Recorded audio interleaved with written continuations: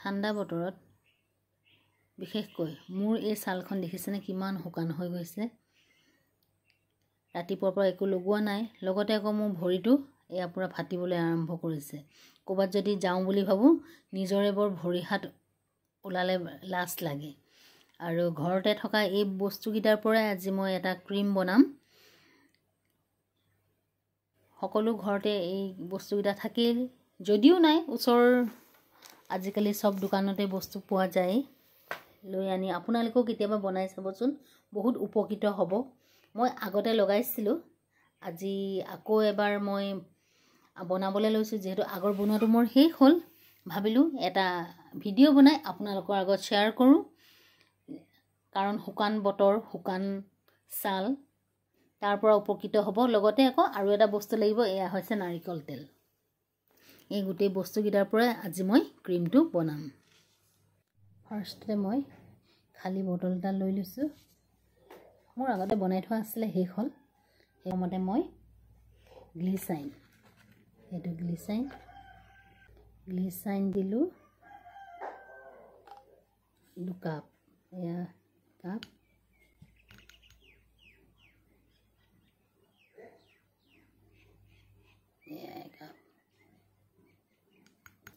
তাৰপিছত ল'লোঁ এয়া হৈছে এল'ভেৰা জেল। আপোনালোকৰ যদি গছজোপা আছে তেতিয়াও জেলখিনি উলিয়াই মিক্সিত মাৰি ল'ব পাৰিব।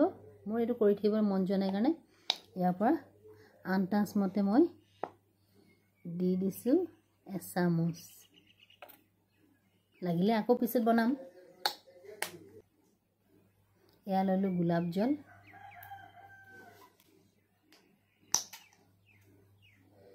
এইটো মই আন্দাজমতে এচামুচ দিছোঁ।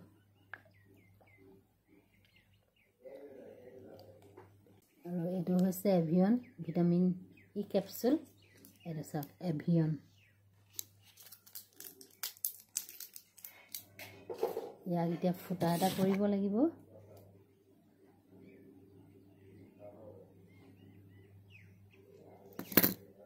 কেপচুলটো মই এটাই দিম, বেছি নবনাওঁ, আকৌ পিছত দৰকাৰ হ'লে বনাম। বিৰাট কেঁচা মাছ নাই।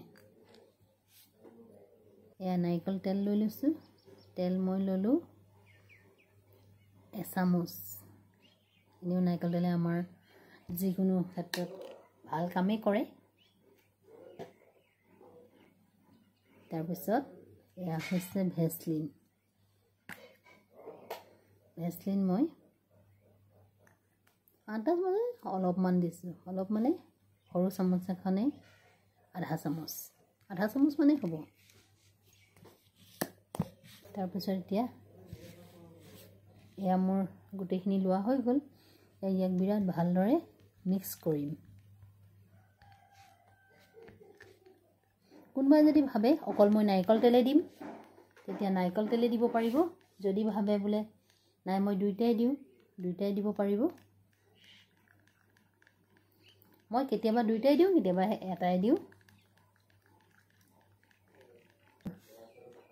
এয়া মোৰ ধুনীয়াকৈ হৈ গ'ল। এতিয়া আপোনালোকক দেখুৱাম। চাওকচোন মোৰ হাতখন কি অৱস্থা হৈ আছে।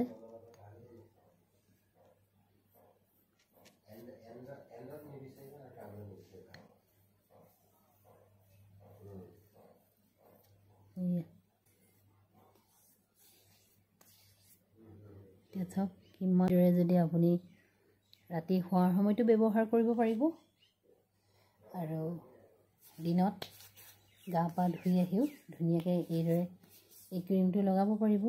চাওক ডিফাৰেঞ্চ এটা আছে। মই এখন হাতত নাই লগোৱা, আৰু এখন হাতত লগাইছোঁ। চাওক এখন হাতত ফাপৰে খাই আছে, মানে বস্তুটো লগোৱা নাই কাৰণে তেনেকুৱা হৈছে, আৰু এইখনত লগালোঁ কাৰণে এয়া ধুনীয়া এটা ডিফাৰেঞ্চ আহিছে। আপোনালোকে লগাব পাৰিব, ৰাতি শোৱা সময়তো লগাব পাৰিব, দিনতো লগাব পাৰিব।